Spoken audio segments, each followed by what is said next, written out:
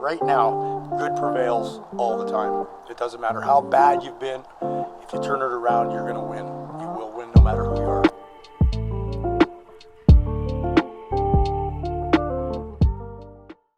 Hey, welcome to our documentary. My name is Fernie. I'm Owen. And here we are documenting life and times during COVID-19. We wanted to focus on our town because we live here. It's Victoria. It's the biggest city on our island. Yeah, just life has changed quite a bit for everyone. Yeah, as you can see, we're standing in front of a closed skate park. Lots of things are closed, not just the skate parks, buildings, businesses. They've closed my favorite hiking trail. There wasn't even too many people there, but I have noticed, as we're saying life is changing, that more people are actually outside because there's nowhere else to go, really.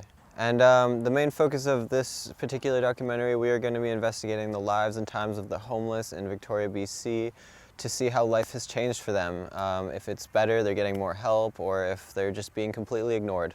Yeah, they've been the most noticeable change in Victoria because they've congregated in groups of hundreds. There's one camp I asked and they said there was 400 people there. There's another one where it looks like there's over 1,000 people.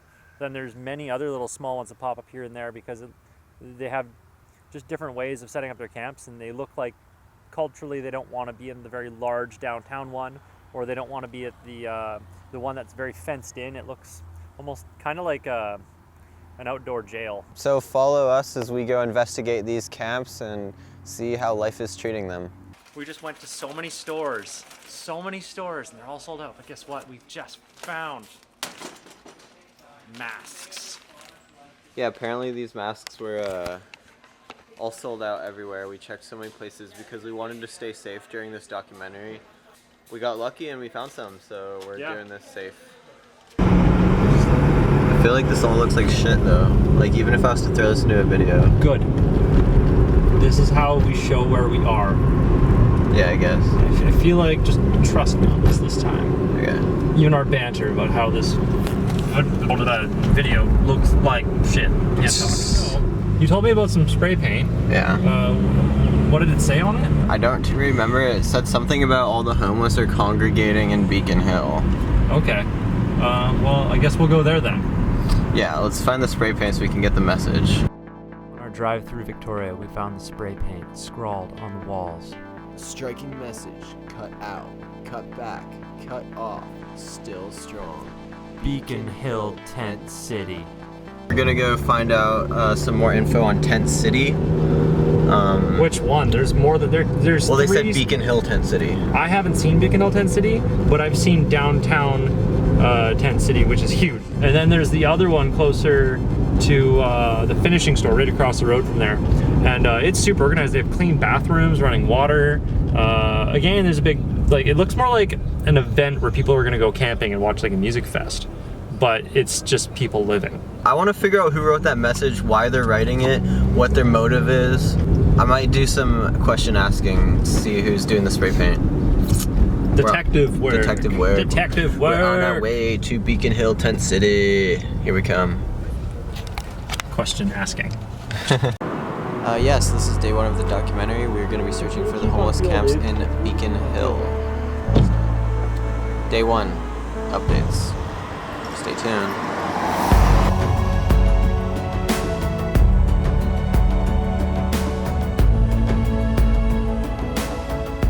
Starting to rain. Starting to rain. We're do this before it gets bad. We're walking through Beacon right now, seeing if we can find them. Well, I saw there was tents over here and there, and I think actually might still be one here. Maybe go take a quick peek and then we'll ask if anybody's home. Anybody home? Oh, we're doing a documentary. We just wanted to ask your guys' opinions because nobody's been focusing on, well, the homeless population. And we're just some YouTubers who are local, and we wanted to maybe we can go in. Give you guys a voice. There's a guy actually just over that way after these bushes. There's another set of bushes. His name's Shay. He's actually doing blogs. Oh, nice. Yeah, cool, Shay. You might want to talk with him actually. Sweet, okay. Because yeah, this is your home, and we're going to respect that. Yeah, it's kind of messy, but it's all good. It's all good. Yeah, trying to throw away the garbage. We don't mind. You should see my room. Yeah. Yeah, my place is a bit of a mess. I'm right now. Dennis. But where's your other friend over that? Yeah, I'll walk you over that way. Oh, that'd be super Cool. helpful. Thank you. Because yeah, we're kind of lost looking around. Yeah. Yeah, we were looking for someone who might want to like represent like your situation. That's And- what Shane's kind of doing on this vlog. Is Shane home or what? No. You don't want to be home? Go on, eh? Hey, Tony. Hey, How's it going? Aw. Yeah. Good boy. Shay's out doing at our place. He's doing a podcast right now or something. Okay. He actually just sent a blog out to the chief of police or something like that about being called chop shops, and we're more than welcome to give him all the numbers of the bikes we have, and if there's any stolen bikes, they're more than welcome to have them back. We don't steal them, we find them, we build them, and yeah, you'd be And surprised yeah. the bikes you find in the garbage here though. Yeah, So I do mean, you I find or gold do in the shit in the any bin of outside. your neighbor X have any smokes, do you know? Yeah, I got smoked. Years, right? So Did you guys hear me holler for supper? no. Supper. What'd you cook? It's pulled pork with rice and cream corn. If you guys want some, I'm okay. We already ate. We already ate. Thanks for the offer. Thank you so much, though. no worries. We continued our journey, following Frank while he pushed a baby stroller filled with takeout boxes to the local camps. So who donates these meals? Something that Shay got back for us. Like they came down here for about a week and they were giving us meals, and then they took it away from us. So has it become a little bit more comfortable, like a little easier to start like taking care of yourselves? I wouldn't go that far because now we can't get into like hotels and stuff where Oh. our friends are, right? Gotcha. We used to be able to use showers at our friends' places and shit. Oh, I understand. But yeah. now that the COVID crap is happening, we can't really shower anywhere, right? But you say you got more meals now. Yeah, well, like they never brought us meals really, right? Yeah. Then the COVID started and they decided that they're gonna help out the few camps that are around, and they brought maybe 15 meals, and there's probably about 30, 40 of us out here. Half the people don't want to eat anyway, so we don't really go, around to everybody and give out the meals. We inform them that we're getting meals at certain times, and if they come down to get them, then they can have them. Best system you can have, pretty much. Yeah, save me running around trying to find people. Yeah. So you're kind of the guy that they give it to? No, Shay is kind of the guy, and every once in a while he sleeps in and I'm awake, so I'll go get the meals for them. Nice. Nice. That's And really I kind of got like 8 Yeah. people who staying in my camp right here, so I mean, it makes sense. Somebody goes and gets it. Make sure we eat, right? That's awesome, man. Taking care of the community. Yeah, it's not something I want to do, but every once in a while somebody's got to do something. To Step up, you know. help, right? I mean, help it's out. like people, they call it farming, where they steal all your shit. I'm from Winnipeg. Farmers help people, man. They don't fucking steal. Come back to Manitoba and stuff. Call yourself a farmer and steal. See what happens. But this is kind of cool, though, eh? Yeah, there's an eagle sitting at the top of it right now. He's just chilling up there. What a good spot to sit and take a good look around. It's like his throne. I would prefer to be camped out here over Topaz. Yeah, it's so crowded. Yeah, Topaz is too much regulations and crap there. Yeah, we passed by. There was a lot of government officials like trying to control everyone. Well, I mean, they look like a concentration camp to me. Oh, you're in row 4, tent 5. But downtown in the middle of the street there felt more like a concentration camp. Topaz felt more like a music festival with no music. Oh yeah, you mean with the cage around the people now? Yeah. But I mean, like if you're breaking in apartment blocks and scaring homeowners and shit, I mean, they got to do something for the homeowners, right? I heard the break-ins were starting to get bad, and then it started to get a bit more. I saw the cages showed up after that. No, The what it break-ins was were happening. there was a lady that had a 2-year-old son. Okay. In her arms, right? And she was on the news saying that her place was broken in 8 times. Oh, and the my last goodness. time, in a week actually, and the last time a guy had an axe in his hand, Oh my God. right? And so she's scared for her life and her son's life. And then she walks away from the camera, holding her son's hand, walking down the street. Huh. She didn't look too scared to me, but I mean, that's not a life for a kid, right? So I mean, you got to do something about the reckless attitude of the people down there. Mm-hmm. And I don't think putting them in a cage really suits it, but I'm not the government, so. Yeah, it's hard to make those kind of decisions. Well, no, it's pretty simple. You break into an apartment block, you should fucking get punished for it, Yeah, definitely. right? Not put in a cage, you should be punished. Put them somewhere and let the homeowners that building that they broke into kick the shit out of them or something. They'll think twice about fucking doing it again, right? And that brought us to our first street life enthusiast, the Bamboo Bonehead of Beacon Hill Park. I'm the bamboo bonehead. Nice. Oh, I want the cookies. I want the cookies. All I was gonna say there's more where we come. He's the cookie monster. There's your cookies, your dinner, and your Like some kind of monster. utensils. Started out as a bike builder, a bamboo bike builder about 5 years ago, and I was building bikes and buying my stuff off the homeless, bike parts, used bikes to assemble my frames. So I've been fighting for charter rights for the homeless, I've been fighting for this and that, and all of a sudden pandemic breaks out, and we've got pretty much, this is a privilege to me. So I hope that all the homeless that are watching this or see this say, you know, we really got to make an opportunity here work, because it's our last chance to verify that we can do something with our life. Some of the most talented, smartest people I know are on the streets. I believe that. And they're no different than anybody else. They just choose a different lifestyle. Right? They probably have a lot more survival skills They than do. a lot of other people. See, I came here on I built these things, I call them survival units. Let's get a little look at this. Here. The reason I do that... You have to give us a tour of it. Yeah. Oh, wow. Move in this summer, eh? I built this in a month on site with a hacksaw blade and a screwdriver, no power tools. Huh. All bamboo and waste materials. It's 100% watertight. It's about 90 pounds empty. It goes right in here. It rests on there on a pivot. It sits on that nut, and then I just tie it on, and safety cables. And it just sits on the pivot on the seat, and it rides right on that. And you tie it on, and it just rolls with it. Could we see the inside? You can. I usually just heat it up with the flame. I don't use that flame for actually heating myself while I'm sleeping. I used to use a lantern, a propane lantern. That cheater hose came off. Reminds So me of a gypsy caravan. I can walk in it like this and stand up in it. You can stand up in there, eh?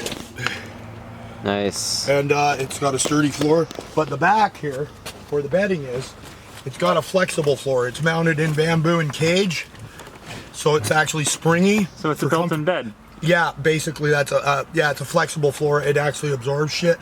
When you pull up to a spot, if it was not a pandemic and you were moving every day, it takes 4 minutes to move your camp. And it's sitting on 2 milk crates. The bike hooks up in a minute, and you're out of there. Self-contained. The propane cylinder is the heaviest thing on it. This is half the weight of the whole vehicle. Wow. So you put all your cargo at the back, and it's a 4 to 8 minute move, and you're done. It's cool. I hope I see more people living in a structure like this around. I'm working with Piers Mustard Seed. I got a website started. This stuff's toxic, but this I call poor man's fiberglass because it sticks like a sticker. All it is a deckling material, which I'm just in the process of re-sticking this stuff because it's delaminating in a few spots. You can see some of the cage frame. See that metal stuff? Yeah, it's chicken wire. That stuff that goes around the trees wraps around the bamboo frame. After I screw it together, I just tape off the joints and then put this stuff on with wire and start laying it on inside and out with a vapor barrier of insulation, bubble wrap, styrofoam wrap, anything that I can recycle that's light and doesn't absorb water. And this stuff is by the dump truck load, thrown away deckling from sign shops. That's so cool. You're using reusable materials and building these homes. And what happens too when you put it in a ripped, like a paper mache crisscrossing in it, when the sun hits it, it tightens up and it shrinks all different directions, which when we do fiberglass cloth, the same thing when it dries. It pulls every direction, which gives it strength on the frame. So the frame tightens up as it shrinks onto it, and it gets more durable as it goes, but there are warping issues. You manicured the whole soil around your space too. Yeah. But these things are very waterproof, very repairable. So you're living comfortably in the pandemic, I guess. Unbelievably comfortable, that's the thing. That's awesome. Has it gotten better for you, would you say? Well, yeah, for sure. Yeah? But Why? it's sad that half the world had to get sick before the homeless got their rights back. Wow. Because there was many charter issues that I saw. The discrimination was sickening. Before. And now it seems to have turned where we've got more empathy. too much. There's empathy now, and you're getting more resources, potentially, food. Yes, for sure. It's well, better so now. is the rest of the world, though. They're all being given money as well, so I wouldn't say that it's too much like sadness empathy. I think that what it is the place to getting call resources. your own that you can stay permanently. That's the biggest problem I had, is worrying about leaving my shit somewhere and bylaw taking it. Yeah. They were a bigger threat than the street people ever were. And now you're kind of left to your... Yeah, I got a watch, but I got 3 different cable locks on here. It has a deadbolt that goes through Nice. here. right through there, through the back side of the door when it's closed. Oh. There's a deadbolt that goes through there, that's this. Right on. Then a cable lock that comes around the wheel and axle and through here. That wheel's hammered onto there. You have to hacksaw the axle off to get it off. So overall, you feel And safer, another one, 3. Yeah, oh, totally. much safer. Yeah, on the streets, if you're getting hassled, chances are you're doing bad stuff to people, like stealing their shit, selling fake drugs to them, that people that are drug addicts, stealing their stuff when they're not looking, like pretending you're their buddy, looking at, hey, can I check out your camper? And Yeah. they're not looking, and they grab something and you know it was just there. That's the kind of people that have problems. There are vigilante people that have threatened to light ladies' tents on fire with gasoline and stuff because Wow. they're women. They'll pick on those people, Yeah. but they don't pick on me because I maybe appear to be nice, but when I go off the deep end, I have a criminal record for assault. I'm not a nice guy, and I won't take it. I'm not tough, but I'm psychotic that way because I was abused as a boy, and when I get backed into a corner, I go crazy. And all I've seen on the streets is abuse until now.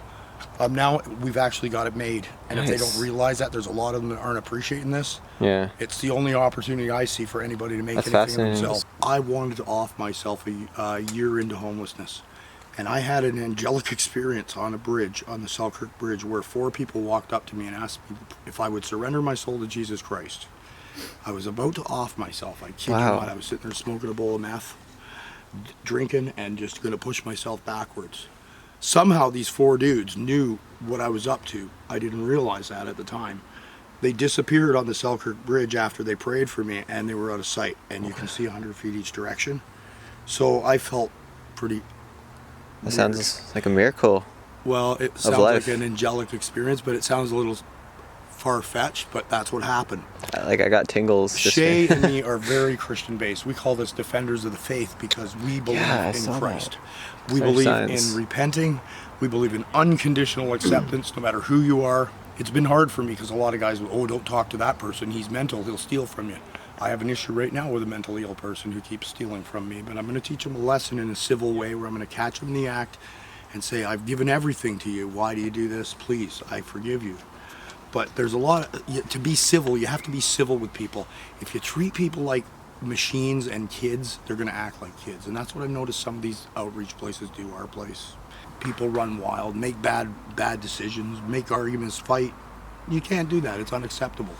So we plan on, if people come out here, they got to behave themselves, or we're not only are the tenters here that are respected by the community, if we don't win the community over here, we're fools. Like, my goal is to make sure the community You're kind of is not pissed off. you're a community leader of sorts. It seems. Yeah, because I've been on both sides. Inspiration, Fence. even maybe. And yeah, we have to lead by example. Yeah. A role model. You have to. Because the biggest thing that's on some of their mind is their next fix. Okay. Whether they can steal your camera, con you into Yeah. this, they're looking for their next score. Have you noticed any other changes since the pandemic has hit for you personally, or the people I around? feel like I'm free to do as I please as long as I take accountability for my actions and don't offend people. Like, you can't go around destroying the community.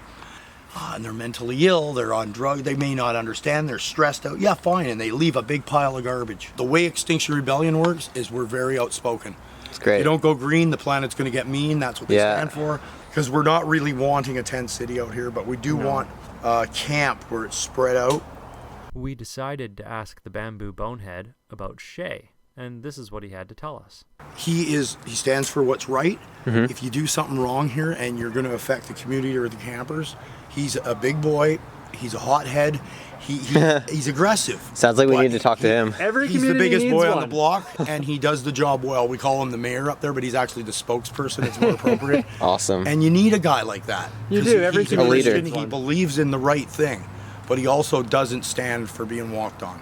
And No. we need that Cool. for enforcement here. Hopefully we can continue this with Shay. Okay. Oh yeah, Yeah. I'm sure you will. Well, thanks for your God- time. God bless you guys. And they call me the bamboo bonehead. I gave myself that Bamboo name. bonehead. There really is not much of a difference between the man who's living in a big house pulling in 6 figures every year and the people who are living out here on the street. And we're really all the same at the core, and that's human spirit that...